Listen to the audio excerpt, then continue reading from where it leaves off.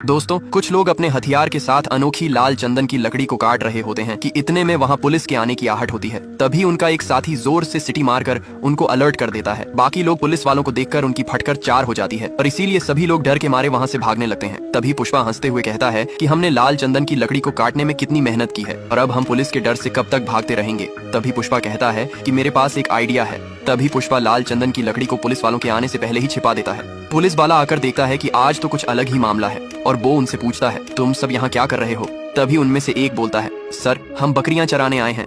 तभी पुलिस वाले की नजर पुष्पा पर पड़ती है और वह उससे पूछता है, तुम यह हथियार लेकर क्या कर रहे हो? पुष्पा एटीट्यूड में बोलता है, साहब ये हथियार तो तब काम आएगा जब बकरी का शिकार करने कोई शेर आएगा।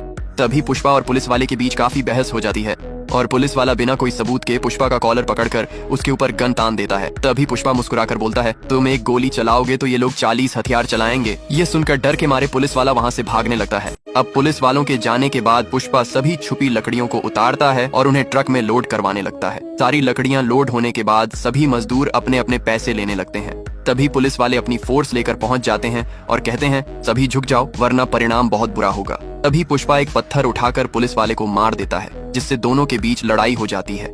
पुष्पा मौके का फायदा उठाते हुए ट्रक को उस जगह से ले जाने लगता है और पुलिस वाले पुष्पा को देख लेते हैं, इसीलिए वे पुष्पा का पीछा करने लगते हैं। जब तक पुलिस वाले आगे आते हैं तब तक पुष्पा ने ट्रक को ठिकाने लगा दिया होता है। फिर पुलिस वाले पुष्पा का कॉलर पकड़कर पूछते हैं, ट्रक कहाँ है? लेकिन पुष्पा कुछ नहीं बताता। वो पुष्पा को स्टेशन लेकर आते हैं और वहाँ उसे बहुत मारते हैं, लेकिन पुष्पा तब भी कुछ नहीं बताता।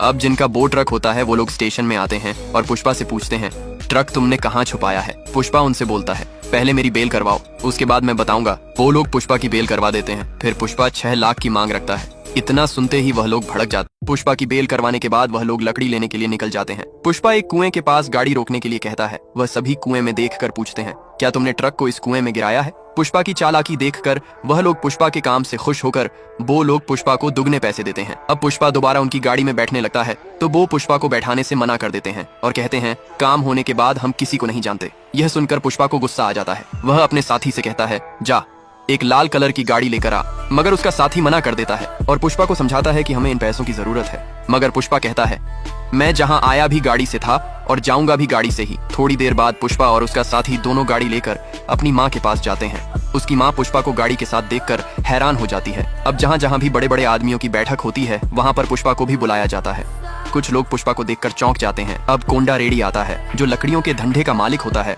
वह आते ही कुछ लोगों को मारना शुरू कर देता है क्योंकि वह लकड़ियों को सही से छुपा नहीं पाए थे और पुलिस वालों